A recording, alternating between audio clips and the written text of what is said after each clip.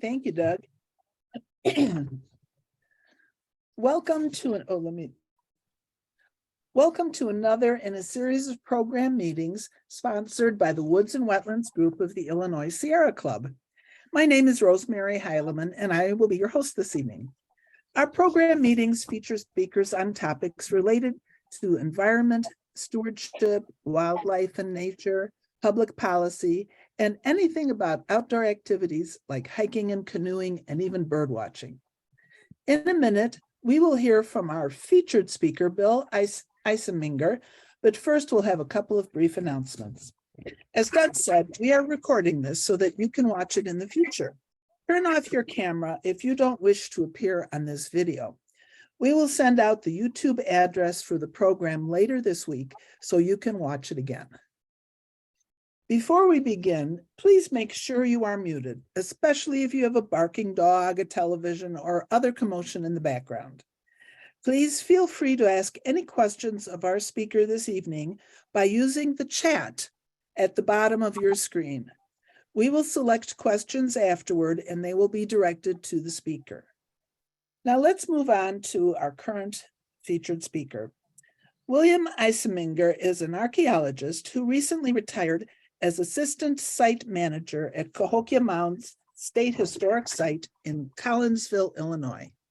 He earned his BA in anthropology at the University of Oklahoma and his MA at Southern Illinois University, Carbondale. His archaeological experience includes projects in South Dakota and several regions in Illinois. He worked at Cahokia Mounds since 1971 and for several years led public field schools in excavations on the Stockade, Woodhenge, and Mound 50. He was in charge of exhibits, interpretation, public relations, and the intern program. He has written extensively about Cahokia Mounds and archaeology, including his books, Cahokia Mounds, America's First City, and Identifying and Understanding Artifacts of Illinois and Neighboring States, and he contributed chapters in several other books. We welcome you, Bill. Thank you for being with us this evening. Well, thank you for inviting me. I'm glad to tell the story of Cahokia to as many people as I can. And the term Cahokia, people often ask, what does the name Cahokia mean? Where does it come from? Actually, it was a name of a native tribe. The Cahokia were one of the sub-tribes of the Illinois or Illinois Nation that originally were living in the Great Lakes area and eventually got pushed south through conflicts during the fur trade era with other native tribes. And some of those sub-tribes ended up in our area, including the Cahokia, the Tamaroa, and the Michigamia, and a few others. But when the French arrived in the late 1600s, 1699, and they established a village next to where a settlement of the Cahokia and the Tamaroa were living. And eventually the French named their village Cahokia after that tribe. And even though the Cahokia didn't build the mounds, eventually that name was applied to the mounds, but mainly by a historian in the 1800s who thought we should recognize the tribe that was in the area when the French arrived. Before that, it was called Canteen Mounds. There was a French trading post somewhere on the property. We don't know just where at this point. But like I said, in the mid-1800s, the name was changed to Cahokia Mounds. And we talked about Cahokia being America's first city. It certainly was the largest prehistoric Indian settlement in America and north of Mexico. And I'll be getting into those details as I go through the program. But to really understand about Cahokia and its origins and development, we have to realize that there were a lot of other people here long before Cahokia. And this goes back anywhere from 13 to 18,000 years ago. The ancestors of most of the native people arrived in America, but due to DNA studies and other genetic studies and hair types and tooth types and other things that we look at, we know that the origins of the American Indian are in Asia.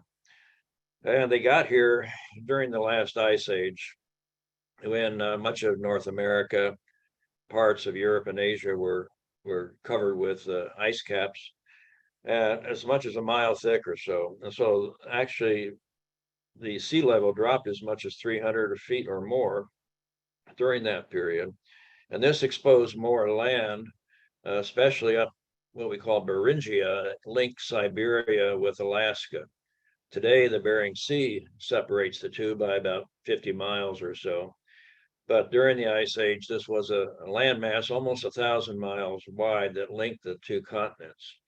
So some of these ancestors initially came into North America via the land bridge, but we also know that some of the older sites that we have found throughout the Americas predate the ability to people to get past the glaciers in Alaska and Canada. So we think that some of the earliest people were coming by watercraft along coastal routes and eventually migrating inland. Over time, then the glacial masses in Canada separated as the ice began to melt and opened up a corridor that allowed other people to travel into the Americas. So it's not just a one period of migration, but over thousands of years and many different cultural groups. And they again developed a lot of different traditions over the thousands of years. In Eastern North America, in our area especially, we recognize four basic cultural traditions called the Paleo, Archaic, Woodland, and Mississippian. Now, these are terms that we archaeologists use. We don't really know what the people called themselves back then. And the time you see listed here, that those dates are very arbitrary and they change, and depends what part of the country you're in. But these are some general time frames that we recognize. And the earliest people, the Paleo Indians, were during the Ice Age, they were hunting a lot of these large mammals we call the megafauna that eventually became extinct toward the end of the Ice Age with the changing environment and the introduction of hunters now that probably sped up the extinctions. But they're also, gathering plants and seeds and other things to eat as well, and smaller animals. But these larger animals we have found their tools, their weapons, their spear points, like you see at the bottom, associated with a lot of these animals. So we know we're hunting them as well. And mostly small, semi-nomadic groups, maybe several families, maybe anywhere from 10 to 30 people or so on the move most of the time.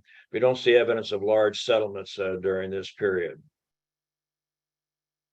And this is followed by the Archaic period from about 8,000 to around 600 BC.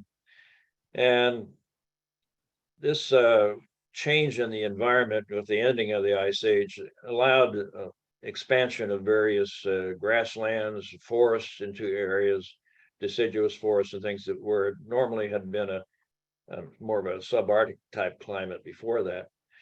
And with these changes, again, a lot of these animals became extinct, but they're still hunting just about everything they could and eating everything they could as well. And so we often refer to them as hunters and gatherers. And they had small villages. Sometimes it was a series of small houses. Sometimes they lived under rock shelters or cliff overhangs.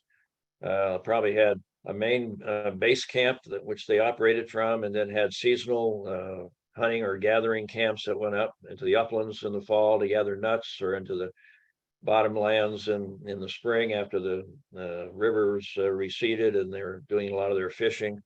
So lots of different kinds of settlement patterns during this time. So, deer and elk and other animals were, primary sources, but also all kinds of water birds, etc., were utilized. And some of the first mounds were built during the end of the Archaic period. And we see a greater variety in different kinds of tools and weapons and artifacts than we had seen in Paleo times. An example here in the center shows some of these large spear points. And we also see a greater variety of styles with notching and stems and other types of shapes than we had seen in paleo times. Also, we start to see a new technology called groundstone technology, whereas the spear points and knives and things were chipstone, mainly flint or what we call chert. But now they're using granite and basalt and diorite and other types of stones that they're shaping into tools. And the grooved axes that you see at the bottom here are very typical of the later part of the Archaic period. So they're pecking and grinding these stones into these shapes and attaching them to handles. The main weapon back then was the atlatl or spear thrower. And get back to that. And it's basically a stick with a hook on the end, and the end of that hook goes into the end of the spear, and they use that to propel the spear with greater force and distance and power than you can with just a regular arm throw. So they didn't have the bow and arrow back then. That didn't come around for almost 8 to 10,000 years later. And they also are experimenting with agriculture and beginnings of agriculture at this time. What we call the Eastern Agricultural Complex starts around 2000 BC or a little before or after that in different places. But they're saving the biggest seeds from the biggest plants that they collected each year and planting those. So eventually we see actually domesticated varieties of a wide variety of plants. And this graphic here just shows the comparison of a wild variety of, for instance, marsh elder and sunflower and squash, as opposed to the domesticated varieties, which are much larger. So that they're doing selection and producing quantities of food. So some of the first things are showing up are gourds and squashes, and this was a primary source at this time, but also things like the oily seeds of sunflower, and also the marsh elder or sumpweed, or Iva annua is the botanical name. But these plants are producing oily seeds, which are probably crushed and boiled, and then the oil is skimmed off and used for cooking and for other types of food processing. Then they had a lot of the starchy seeds. So one of the main ones that shows up early is goosefoot or lamb's quarter. And these different starchy seeds also appear at different times of the year. They mature and produce these seeds. But also sometimes the leaves or greens are eaten as well.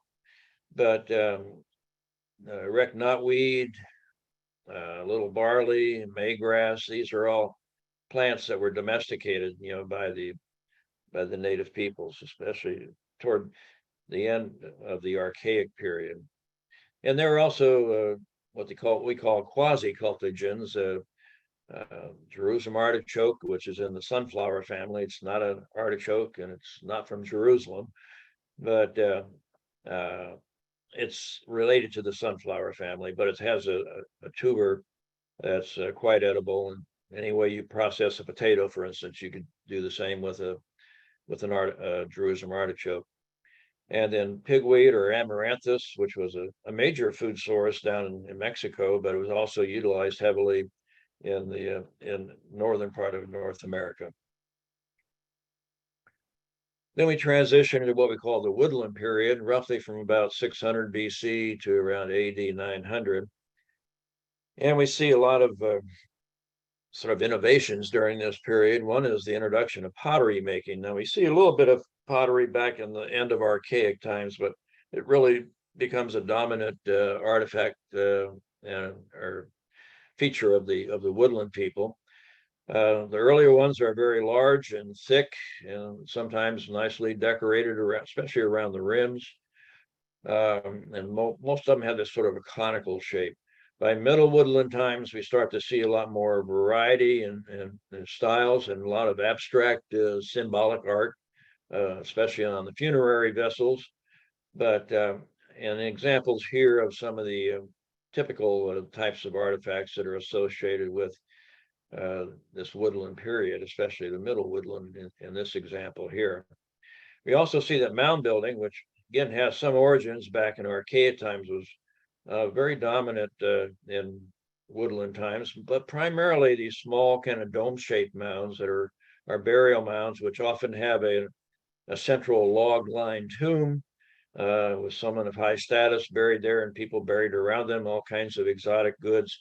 And we're seeing a lot of long distance trade going on. We're getting copper from around Lake Superior. We're getting obsidian from around Yellowstone. We're getting mica from the southern Appalachians, a lot of seashell from the Gulf and the East Coast, and a number of other things too. So they had a very well-established trade network at that time. As we transition sort of from middle to late woodland times, we see that the introduction of the bow and arrow occurs during this time, probably somewhere around 400 or 500 AD, and really it improves their hunting strategies and much more efficient weapon to operate than the spear and atlatl. But we see these little tiny points. A lot of people call them bird points because they think they were just used for birds. Well, they were, but they're also used for deer and elk and occasionally people. So reason they're small, you can't have a big heavy spear point on the end of an arrow and hope to have any accuracy or distance when you're shooting that. So the appearance of these small points, true arrowheads, as one of the markers for the introduction of the bow and arrow. And I should go back. Corn also shows up, but not really a dominant food point feature until after AD 900. And that's when we start to transition into what we call the Mississippian period. And this map here shows the distribution of the Mississippian cultures, of which Cahokia was a part. They are concentrated in the Mississippi Valley in the southeastern US. A lot of different tribes speaking different languages, but doing things much the same way that we lump under that term Mississippian. And a lot of interaction and trade between the peoples in these areas. They knew about people in other areas as well. And so we do see outliers up into southern Wisconsin and Minnesota and western Ohio, Iowa, and western Missouri or the Kansas City area, eastern Oklahoma and Texas to the Gulf Coast and over to the East Coast and the southern Appalachian area. So this was a very focused area of this Mississippian culture. And most of them are more complex societies than we had seen in the earlier times as well. The artifact assemblage you see at the bottom is very typical of the Mississippians. These triangular notched arrow points are very typical. Some unnotched ones we call Madison points. The notched ones we often refer to as Cahokia points, even when they're found in other places. The notched hoe is an agricultural tool, be tied onto a wooden handle and used much like we use a hoe today, but they had also much larger ones that I'll show you some examples of later. But the round objects are what we call discoidals or chunky stones. This was a game stone that was used still by later native peoples that the Europeans encountered, and we have some descriptions of how the game was played. Usually 2 men would compete on a prepared field, roll the stone on its edge, and throw spears to see who'd be closest to where it stopped, score points, and there's a lot of wagering involved. It was sort of the national sport for the Mississippians. They built a new type of mound too. Most of the mounds in Mississippian times are not for burials. They're for buildings. They're rectangular, flat top mounds that have structures on top where leaders live, where various ceremonies and religious activities and other governmental activities would take place.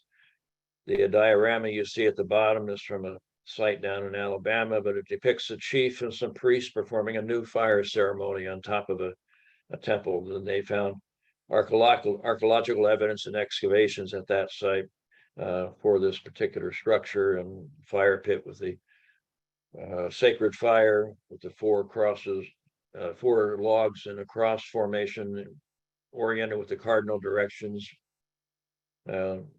So these were all important features. And the fact how they're dressed and the way their bodies are painted, the tools and ornaments you see, these are based on things that archaeologists have found in various excavations. Mississippian pottery was different than what we saw in woodland times.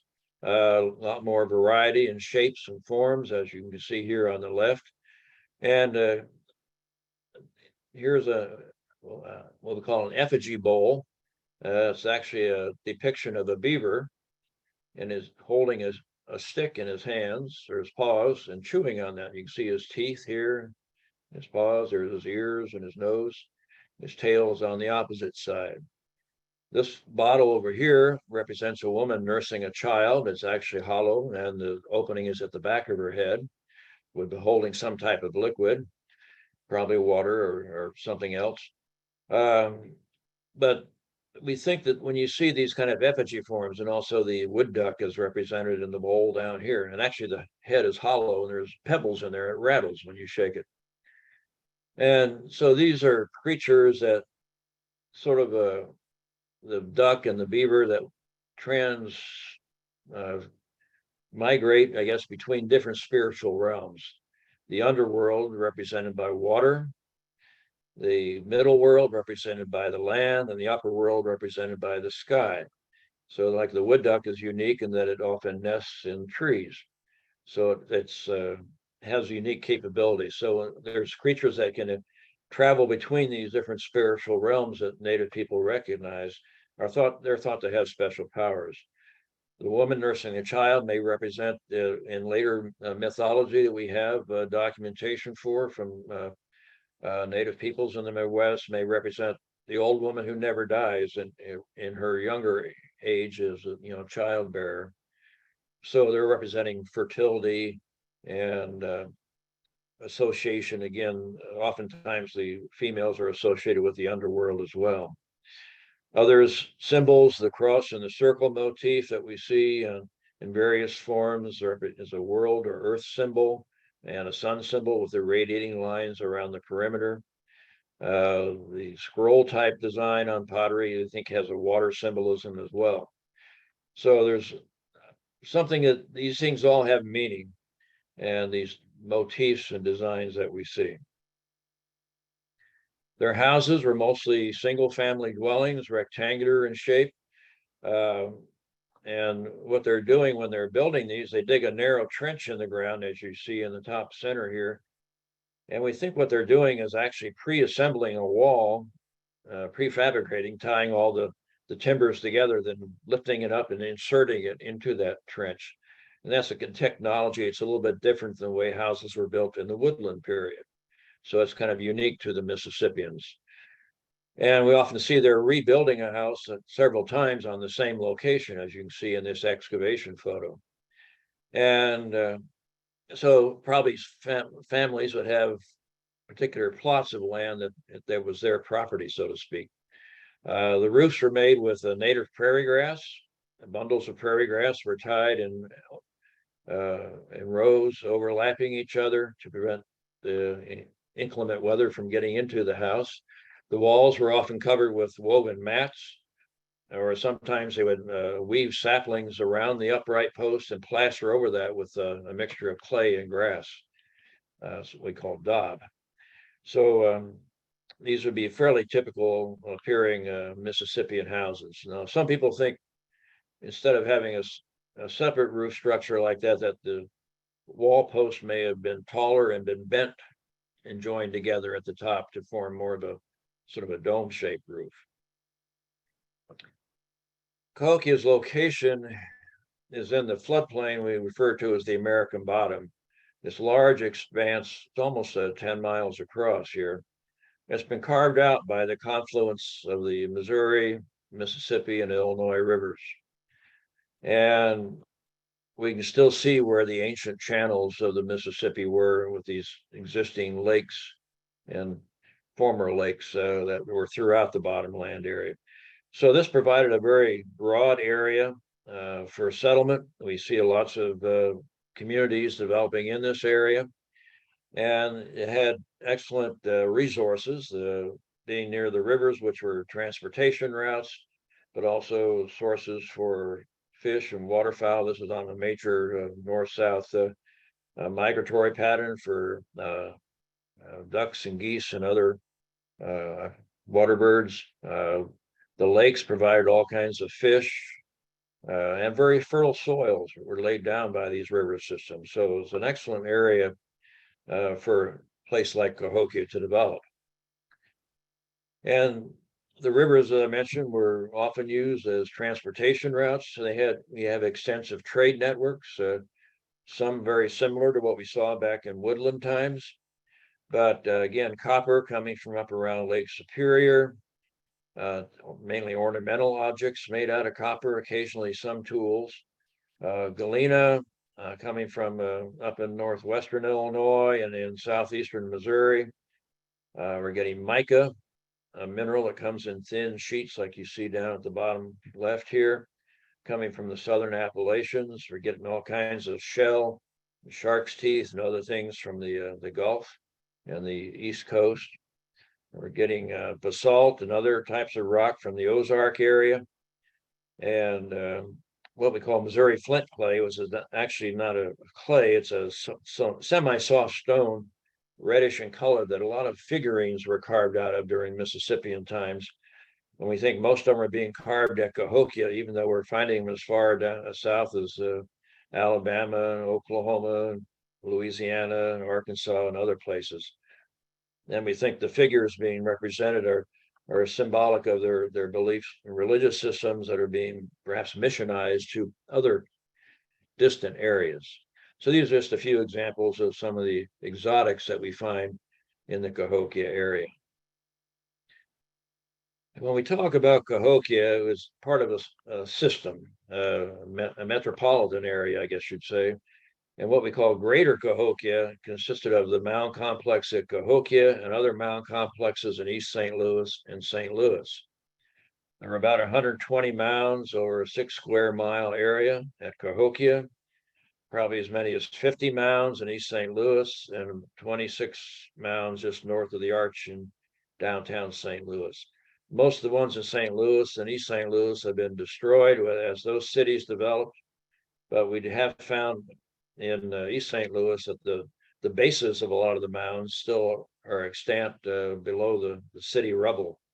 And there's been extensive excavations in that area that really seen this as a very major center. But you can see also all these other backwater lakes and old meanders that were the resources that provided the resources that were necessary to support these large populations. Other sites up at Mitchell, Illinois, down in Dupo, Illinois, the Pulcher site, these might have a dozen mounds.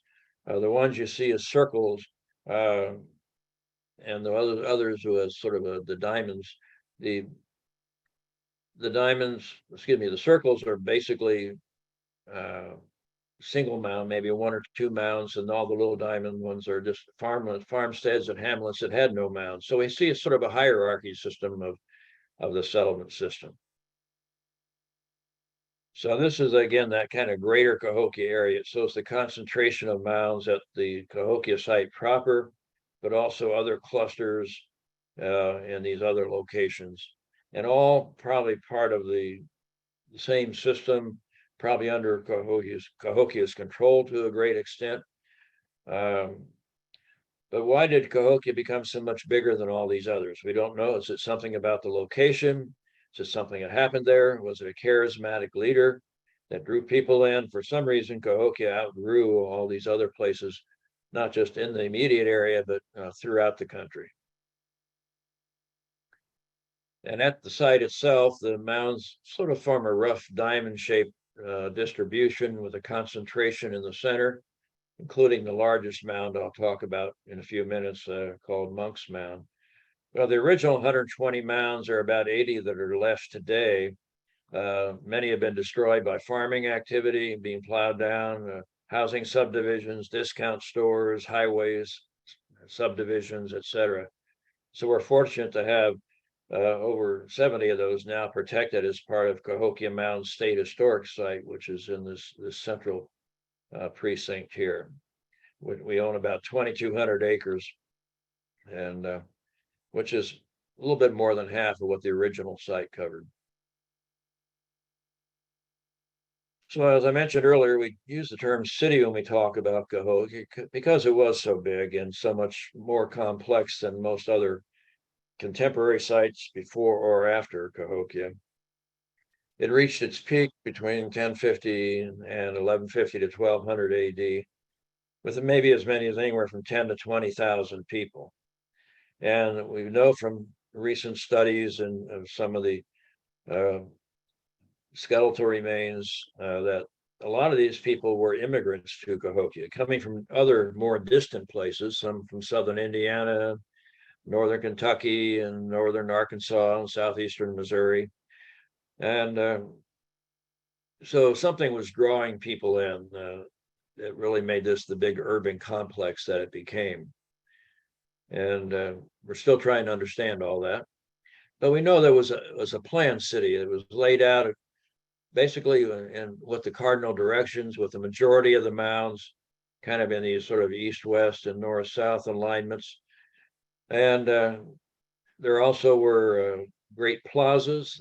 The Grand Plaza here south of Monk's Mound was the biggest one.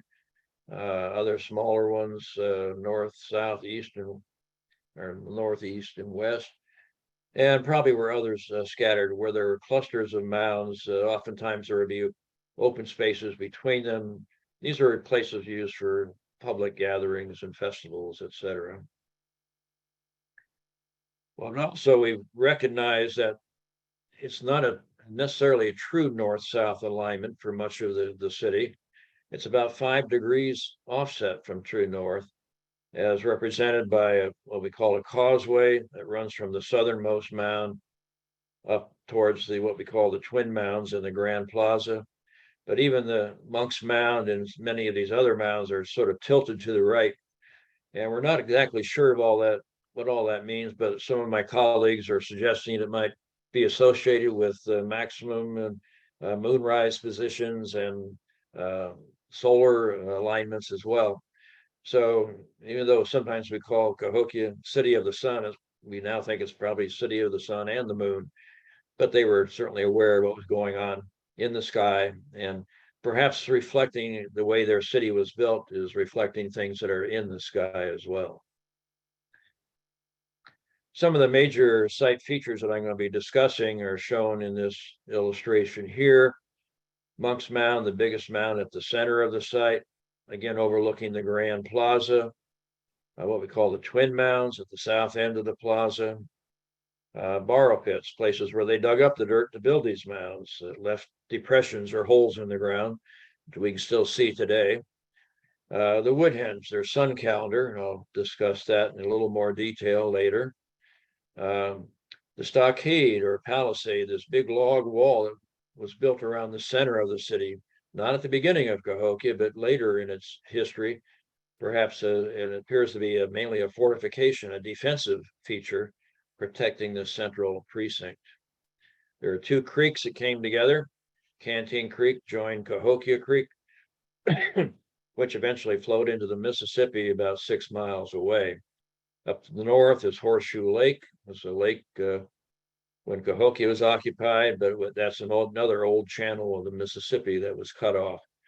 The river was running about where it is today when Cahokia was occupied. But even where the creek is here, that's another old abandoned channel. You can see it's kind of a depressed area. And then their agricultural fields would be probably for miles around their city, what they needed to feed the massive population that was here and produce surpluses for the wintertime and for trade, etc. The Grand Plaza at the center of the city is one of the largest plazas known in the Western Hemisphere. It covered over 40 acres, running from Monk's Mound at the north to the Twin Mounds at the south. Probably was kept free of most structures or buildings. And we found through testing and excavations that this was actually artificially built up to make a large flat surface where they could have their public gatherings, festivals, ceremonies, markets, and other kinds of communal activities. It was probably as important to them as the mounds were. And so they were knocking down, the high spots and filling in the low spots. And then putting kind of a sandy layer of soil on the surface for good footing, I guess, for all their foot traffic. But it was a very important part. And then there were other plazas, as I mentioned, to the west, to the east, and to the north of Monk's Mound. We do see three different types of mounds at Cahokia. The most common variety, as I mentioned, is the platform or temple mound, that rectangular, would have buildings on the top, again, for leaders' houses, ceremonial buildings, etc. The conical mounds are also common, sort of a carryover from the earlier woodland period. We think most of them had mortuary functions, although probably most people weren't buried in mounds at all, but in cemeteries throughout the city. But some of the more important people or special types of burials are sometimes associated with conical mounds. And some of these may have had flatter tops that had buildings on top of them too, but it's just not clear for most of them. The third type of mound, we call a ridge top mound. And these also are longer than they are wide. They come to a crest at the top, much like a roof does. And we think that these are mostly mortuary. The ones we've looked at apparently do have burial functions, as well as marking important locations along the major north, south, and east-west axes of the site. This is an aerial photo of the Powell Mound, as seen from an airplane back in 1922, one of the first aerial photographs made of an archaeological site. And at that time, it was all private land. And the farmer who owned this mound wanted to use the dirt from it to fill in this low area so he could plant more crops. Most likely, that's where the borrow pit was, where they dug up the dirt to build the mound. Unfortunately, he was afraid the state might use eminent domain to purchase the mound. So during the Christmas holidays of 1930-31, he hired a steam shovel and took the mound down. So unfortunately, it was destroyed. Archaeologists heard about it when it was at this stage of destruction. In fact, if you look carefully, you can see some of them standing down here, just to give you an idea how big that mound really is. It was the second largest mound at the site, and it's at the western edge of the site.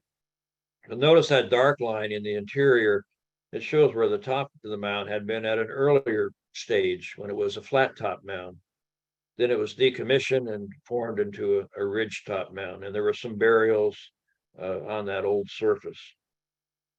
So unfortunately, it's not just the mounds that we lose, but also the land around the mounds. That's where the people live. That's where their houses were. It's where their daily activities took place. So we hate to see any of it lost or damaged.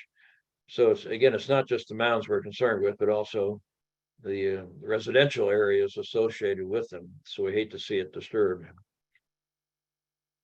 So mound building was a human activity. They didn't have horses or beasts of burden. They didn't have carts. It was all done human labor. They were using stone hoes like you see here, lashed to a wooden handle. They would dig the dirt from borrow pits, carried it in baskets on their backs to the mound construction site. All done, like I said, with the digging done with maybe the stone hoes and shell hoes and wooden digging sticks and other varieties. But a lot of people involved in that kind of activity. And we see that most mounds over time were enlarged several times, perhaps upon the death of a leader. They might burn down or tear down the old building on top, add more dirt, put up a new building for the new leader. Or rituals of renewal every so many years as the mounds begin to erode. They were being repaired in probably communal activities. Maybe people even from the surrounding neighborhoods came in to help with the rebuilding and of these mounds and building new ones. There's some debate about whether the mounds were bare earth or whether they were covered with vegetation, like you see in some of the illustrations. This one shows a bare earth mound, and it's probably more accurate. We tend to think that maybe the color of the soil that was used was symbolic and had meaning, but also after every thunderstorm, I imagine there were big gullies that washed out and they had to do repairs. And this might be one of the signals for, these ceremonies of rebuilding and refurbishing mounds. But their connection to the earth and the symbolism of earth itself was very important to the cosmology of the Mississippians and later Indians as well. And we can still see where they got the dirt, the borrow pits. The blue on the map here shows some of the major ones at the site. We've also found that some borrow pits were filled back in, like city dumps, and they had urban renewal going on. They filled in an old borrow pit, and in one case they built a mound over the top of where one used to be. So it was a dynamic city. It was changing through time, but the soils here on the southern part of the site are more clay-like and more suitable for mound construction. So we think that's why they were focusing a lot of their borrowing in this area. And when we dig into a mound, here's a couple excavations into different parts of Monk's Mound. Here in the upper one, we can see some of the actual basket loads of dirt they dumped there to build that mound. They were getting dirt from different borrow pits or different levels where the soil was different colors. Here's a basket load of black colored dirt and tan dirt and dark gray and light gray. So they're getting dirt from various sources. We can see how big a basket load was. And the strings you see here are put in for our mapping purposes to document this before we dig any further. Down below, you can see instead of piling the dirt up like you did up here, they're actually spreading it out in thin layers of alternating light and dark colored soil. So they're doing soil selection, soil engineering. They're selecting certain soils for their properties or their colors, and some very deliberate choices are being made, apparently. Of the mounds at Cahokia, the biggest one is Monk's Mound. It's not only the biggest one there, it's the largest prehistoric earthwork in all of the Americas, of North and South America. It's the largest totally earthen mound built by ancient people. It covers more than 14 acres at the base, stands 100 feet high, and has 4 different terraces. A first terrace across the front, which we think is a late addition to the mound. The second terrace is kind of irregular on the west side. Then there's 2 levels up on top. The front half is the 3rd terrace, the back half is the 4th terrace. We've had excavations in several locations. We know there was a smaller mound on the 1st terrace here, built over where some important buildings had been at one time. We know from excavations that they had some kind of a stair approach up the front of the mound. We've had excavations on the top back end where we found evidence of a huge temple structure over 100 feet long and maybe about 48 feet wide, probably stood 30, 40 feet tall. So it must have been very impressive approaching Monk's Mound. You could see it for miles as you approach from many different directions. So the big building on top is probably where the paramount chief may have lived or governed from, or maybe the council of elders met there. Probably had multiple functions, much like royal structures do today. We don't know how they picked their leader. Was he a former son of a former chief? Was he an accomplished warrior? Was he just sort of a figurehead, and the council of elders and the priests were making all the decisions? It's hard to say. We just don't know much about those kinds of things. But it was a very dominant position on top of Monk's Mound.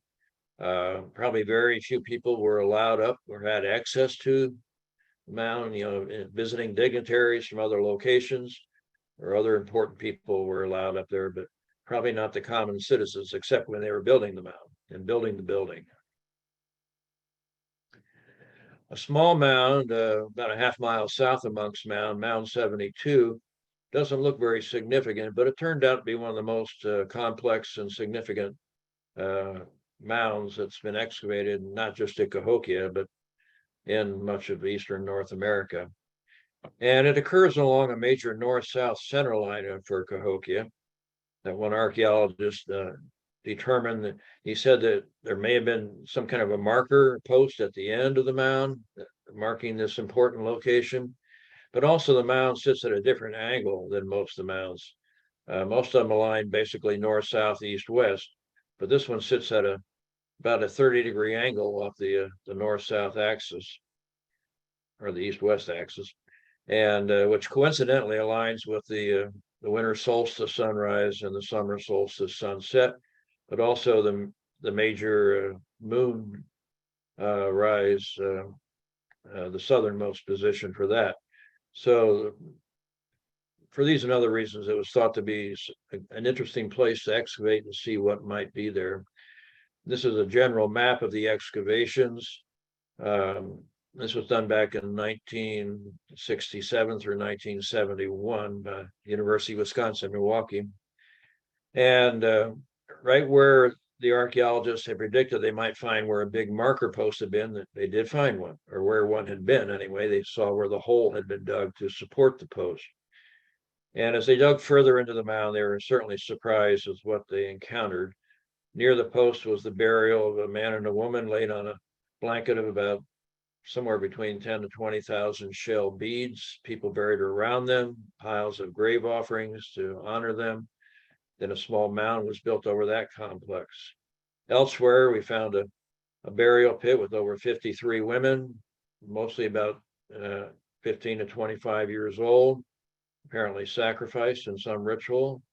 Near them were 4 men with their heads and hands removed, apparently again in some ceremony.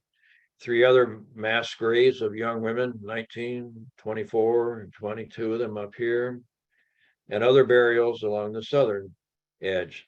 We don't dig burials anymore, but because we have, certain regulations about disturbing human remains, and that have been raised by Native peoples today, and out of respect for their beliefs and the federal laws and state laws that exist now, we do not remove burials if we encounter them. We leave them in place. But this was very unusual, this kind of complexity, and what appears to be human sacrifice, represented by these mass graves. One of the rare examples in North America, north of Mexico. Some of the offerings did include a big pile of mica, that mineral from the southern Appalachians. Usually we feel lucky to find one little piece of it, but here we had almost 2 bushels of raw mica. Had not been made into the ornaments like it normally is. Maybe it was also crushed into a fine powder and used like glitter that would be applied to the bodies in certain ceremonies.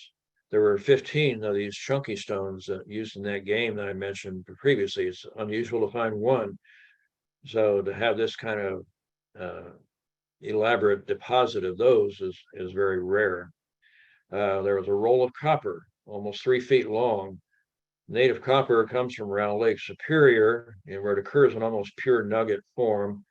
And they would take those nuggets and hammer them and heat them and hammer them until they got them flattened out into thin sheets. And sometimes they even riveted several sheets together to make a bigger piece, in which they embossed various ceremonial designs. In this case, it looks like they may have wrapped it around a wooden shaft that maybe was the symbolic version of the spear that was used in the chunky game. And some more shell beads, again, made from the shell that comes from the Gulf of Mexico.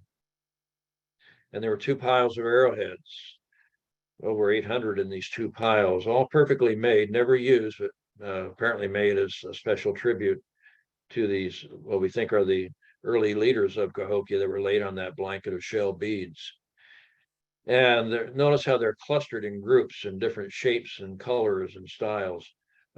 These probably were full quivers or bundles that were tied together, but we know from studying those that they came from many different sources. The flint or chert they're made from came from Wisconsin and Missouri and Arkansas and Tennessee and Illinois and other locations. And the styles in which they're shaped are also indicative of those areas as well. And each one's a little bit different than the one next to it, either in the length or width or notching or lack of notching or serrations, type or color of a chert. So it just shows how important ritualism was with these Mississippian people, and the fact that how extensive their trade was with different parts of the country. This is just a profile of the excavations, and part of Mound 72 with a dark line shows where the original ground surface was, and Some people had been buried here, and you can see where a small mound. There were 3 primary mounds built here over these burial groups. Then later, that was all covered with this darker soil that formed the ridgetop mound that shaped Mound 72. And here, this disturbed soil in this rectangular area that we've outlined, it turned out to be one of these large burial pits. Any place the people dug a hole in the ground to build a house, to bury people, for trash pits or storage pits or whatever, you erect posts, that disturbs the natural order of the soil, and the soil never goes back into the hole exactly the way it came out. So different types and styles of the soil get mixed together, and it's sort of this mottled, tumbled look, and that's how we can tell where these activities and features occur. So it also shows the importance of the hierarchy that we see associated with Mississippian people. To have this kind of elaborate ceremonialism shows that obviously some people were of higher status than other people. And also the studies of the people in those burial groups shows that as much as 30% of them were not originally from Cahokia, but had moved there from someplace else at some point in their life, based on the isotopes in the teeth and other things that we look at. So again, Cahokia was a cosmopolitan area. It was a home of immigrants and pilgrims and people moving in or people marrying in, some possibly captives. We just don't know how everybody was ended up there, but many different options are possible explanations. I mentioned earlier the wall that was around the center part of the city. We reconstructed a segment here where we dug back in the 60s and 70s. And the main wall has these bastions that project outward about every 90 feet or so. And these would have raised platforms inside them that the warriors could stand on to shoot their arrows out against anybody attacking, catch them in a crossfire between the towers. So it shows that warfare and conflict were very much a part of Mississippian culture.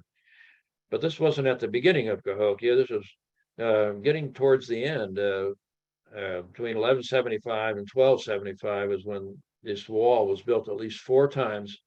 And that wall was almost 2 miles long, enclosing that central precinct, which included Monk's Mound, the Grand Plaza, and about 17 other mounds. So they're really trying to protect that sacred area of their city.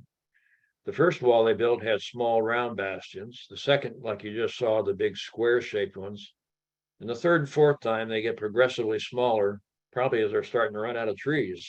Because to build a wall this long, almost 2 miles long, would take somewhere between 15 and 20,000 trees each time, or logs. Anyway, they could probably get several logs out of one tree, but just imagine the amount of labor involved. You had to go several miles to get the trees, mainly to get on the bluffs of outside the American bottom.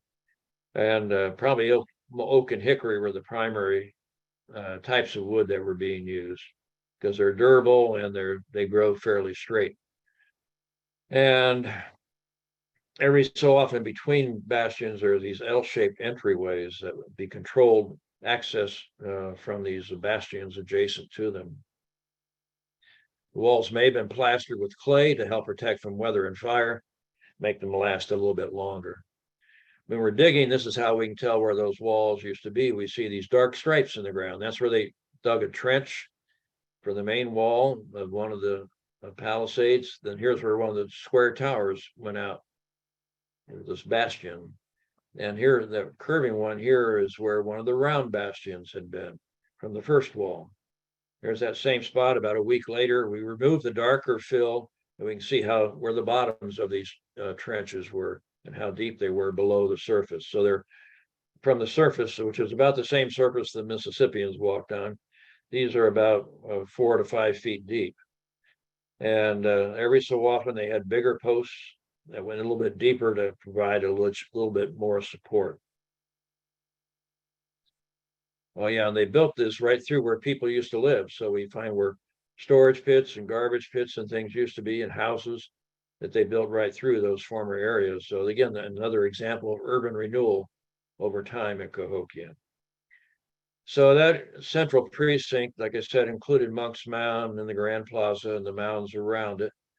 And so there was probably something socially different about who got to live inside and who lived outside, because the city went for another mile outside the wall in all directions. So we're not sure what those social differences were. May have something, maybe the people inside were related to the people leaders on top, or had other clan associations or lineages that were of higher status than some other people. We just don't know at this point. But that was a very massive project, and must have had a major impact on the environment in the area as well. As they cut down those forests to cut down those trees, they're cutting down the habitat of various animals that they use for food. They're competing with other people for those same resources. Things are probably becoming more scarce. And so that's why we start to see more evidence of conflict and warfare later in Mississippi, and not necessarily at the beginning as much. They had to be other Mississippians that were threatening Cahokia. We don't know if they ever were attacked or not, but the threat of attack was there long enough. They built that wall, like I said, 4 times. The Woodhenge, their what we call their sun calendar, was a large circle of posts uh, and a central observation post. There are certain posts that align with the summer and winter solstices and the equinox sunrise positions. So it forms a circle, but really it's only those eastern posts that are critical for a calendar function. So why have a full circle? We think part of it's symbolic, represents the cycles of life, the cycles of the seasons. It symbolizes the earth. It also symbolizes the sun and the moon, which are discs or circles in the sky. And also encloses a sacred space where they could have ceremonies and rituals associated with these calendar events. And what we've seen when we're digging is, again, the posts are pretty much gone. Occasionally we do find a fragment of a post still in one of the holes, showing they were using red cedar, which is a sacred wood for many people. And we think that's significant that Woodhenge was built of red cedar. But we can also see where they inserted the posts on a ramp. You just can't have a round hole and try to get that big post in it, somehow slide it over and drop it in. So they would slide these along the ground and then into these ramps to erect the posts and pack the dirt around them. And they built this Woodhenge at least 5 times at the same general location, and each time with a different number of posts and diameter. But some of these would be extraction posts or extraction ramps, so they're removing the old one and as they're building a new one. So here's a superimposed series of these circles where we excavated mostly back in the 60s and 70s. Well, we know the first circle was over here. The smallest one would have had 24 posts, 240 feet in diameter. The others were all over in this area. And each time it increased by 12, the number of posts each. And the diameter of the circle also increases each time pretty much. The final circle was not a full circle, but just an arc of posts on that sunrise arc. But if it had been a full circle, it would have had 72 posts. So something about this number 12 is probably significant to them. You can certainly make a bigger circle with the same number of posts, but they would just be farther apart. So maybe they're trying to also have the same kind of spacing in their circles. So that's why they're including more posts, or maybe they have more festival dates in their calendar, including more posts to represent those. Lots of unanswered questions. Sometimes the more we dig, the more we raise questions and we answer them. But these were all built between 11 and 1200 AD. Originally, that had been a residential area. Then it was converted into a ritual area for the Woodhenges. Then it became residential again. So again, another example of urban renewal through time. Here's the reconstruction that we built in 1985. And see Monk's Mound about a half mile to the east, and the bluffs of Collinsville, Illinois, farther to the east. At the equinoxes, the sun rises due east, and it looks like it's coming right out of the front of Monk's Mound. We think that's more than a coincidence. And you can see Monk's Mound in the distance there and on the horizon here. Here's the eastern post. There's the central observation post. Still lines up 1,000 years later. And we estimate the posts were about 20 feet high based on most of the holes were about 4 feet deep. And we do our observations of the equinoxes and sunrises out at Woodhenge. On the Sunday morning, it's actually closest to the actual event, so that more people can come out and learn about it. We don't do any rituals or ceremonies since we're not native, and we don't think that would be appropriate. So what happened to Cahokia? We think there are many factors involved in its decline. Some were ecological. There was a climate change that was beginning in the 1200s and became more severe later after Cahokia became known as a little ice age, but earlier and later frosts that may have affected their crops and the native vegetation and resources. There's also indications of extended droughts, decades long sometimes in the 11 and 1200s. May have also affected their agriculture as well as the native species of plants and animals they relied upon. There is occasional evidence of flooding. We're far enough back from the river to miss the flooding. We really don't see much archaeological evidence of it, like layers of silt and sand in the house basins and pits. But the old floodplain would be where a lot of their fields were subject to flooding from local storms as well as from regional flooding. So, but we wouldn't have had as much flooding problems back then as we do today, because today we have so much runoff from all our paved cities and huge agricultural fields. Much more water going directly into the water systems than would have been back at that time. But I'm sure there was an occasional one that did impact them.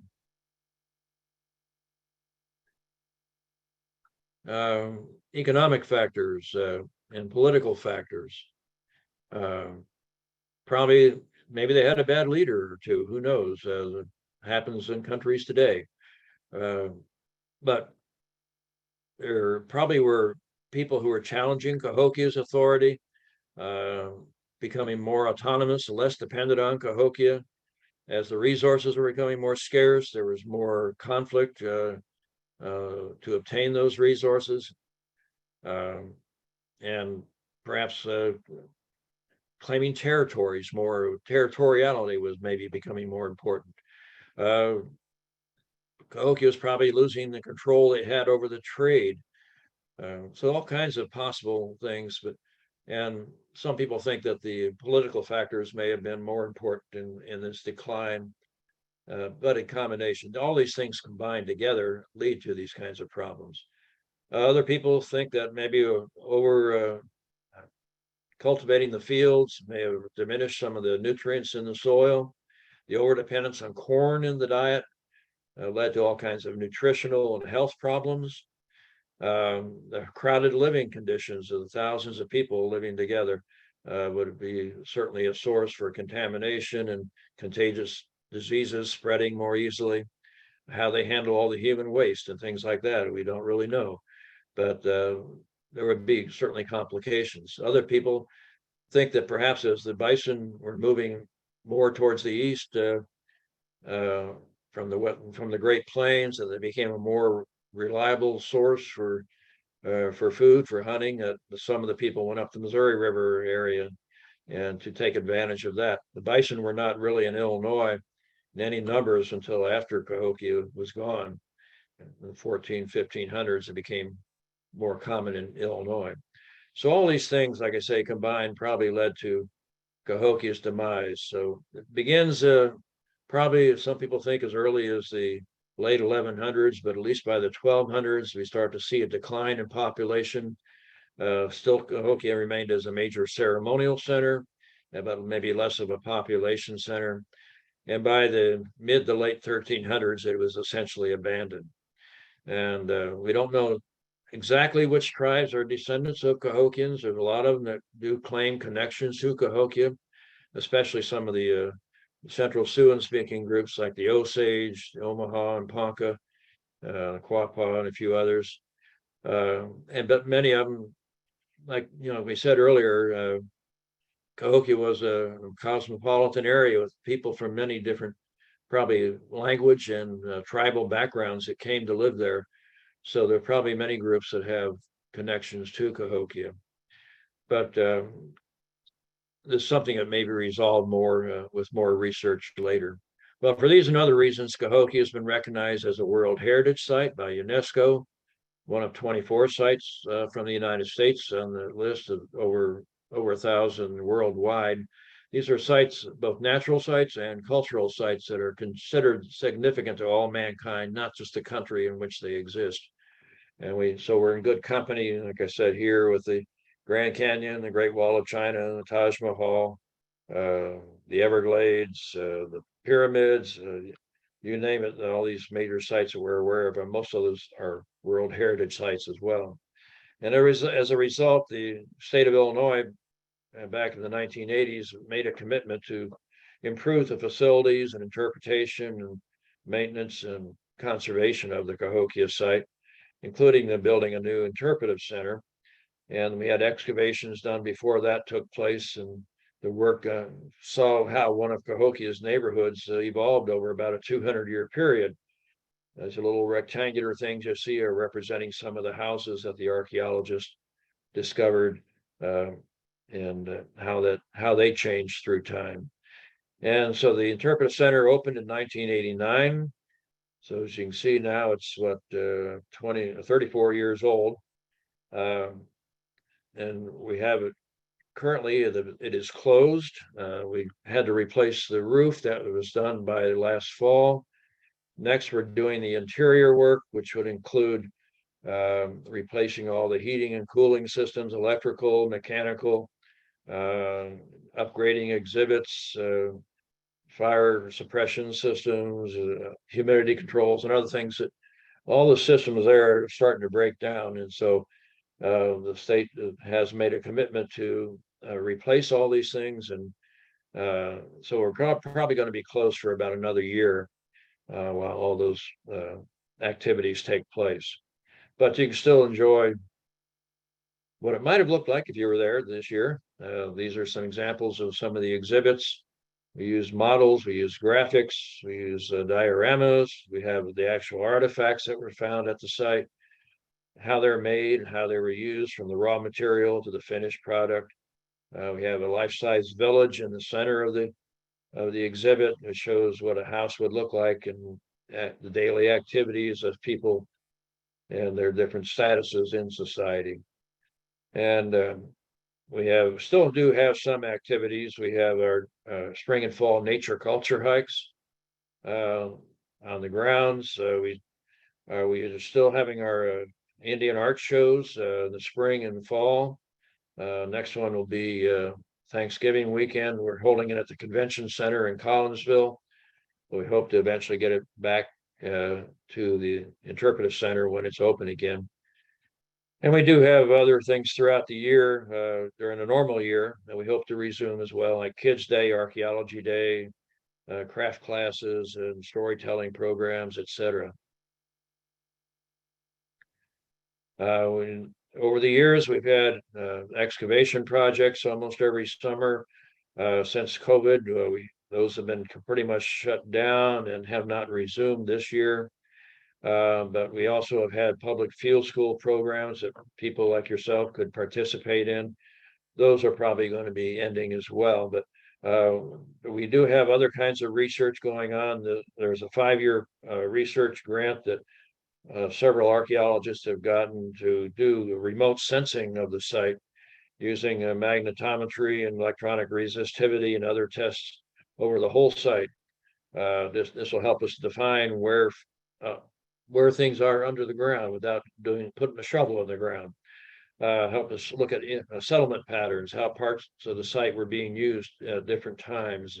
And so it'd be a tremendous research profit when that project comes to an end, and help direct future excavations as well. Well, so these are sort of the main points of Cahokia that I wanted to talk about. Like I say, unfortunately, the Interpretive Center is closed, but you do have our website you can go to, cahokiamounds.org.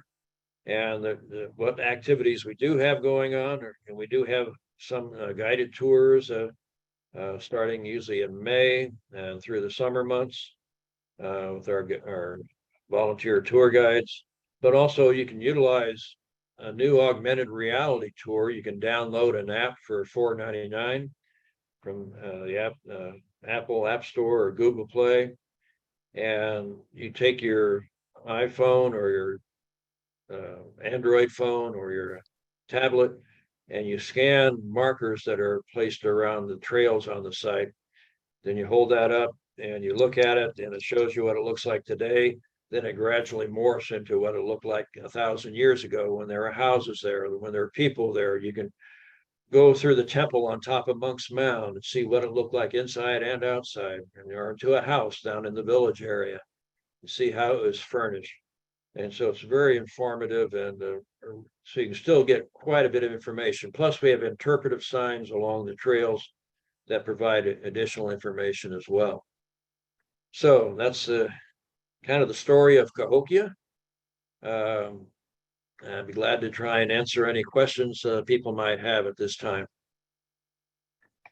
Well, thank you so very much, Bill. We are, let's see, I don't know how to get myself on here. Oh, there we go. I think we've run out of time, and I think you've answered so many of the questions that any of us had. I am going to sign off for tonight with one very short announcement, but we are so grateful. Rosemary, did you want to say something? No, go on, Linda, you're doing fine. Okie dokie. Well, we wanted to thank Bill again, and I'll be in touch with you.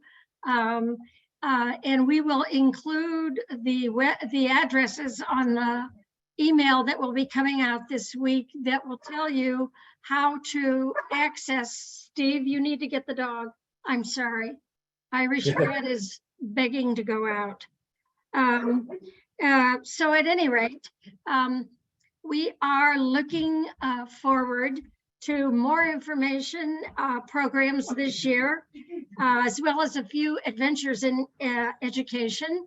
On Sunday, May 21st, we will be delighted to welcome Dr. Dana Garrigan, who will tell us about the Chiwaukee Prairie that we share here in Illinois. We share it with Wisconsin. It runs along Lake Michigan. He will be here to give us a talk on preservation and the very rare and world recognized site up there. It's part of the Ramsdar program, which is a very, it's just incredible to save these wetlands. Did you ever wonder where that water comes from when you turn on the faucet? Well, on May 6th, Saturday, May 6th at noon, we will be having a tour of the water pumping station in Lake Bluff. Please check the website to get information on that. And I want to finally end and say thank you for all of us, Bill. Your talk has been absolutely wonderful, and I'm sure that more than a few of us will be taking a look at that video because there was so much information available. Okay. Glad to do it. And if people do have questions, you can forward those to me, and I can try and answer them by email and whatever. Yes, thank you so much. And I will say good night to all of us in Northern Illinois, Poland, and Southern Ohio. Good night. Good night. Bill, we had questions that came up that you answered in the next slide. So we had very few questions that were sort of new. We had many people text in and say how wonderful your talk was and how much they enjoyed it. Well, so good. How many people did you have sign on, you know? We had almost 50. We had almost 50, and typically we get about half of those who sign up, because a lot of people sign up knowing that they can watch the video later. Tonight we had about 37, which is a record. So Yeah. you are so knowledgeable. I'm just in awe of what you have shared with us. And thank you very much. Glad to do it. Well, we were so delighted to have you. And I will also send you the link to the program. So if you want it, you have it for whatever. Okay. All righty. Okay. Well, stay warm down there. We'll try. You All too right. up there.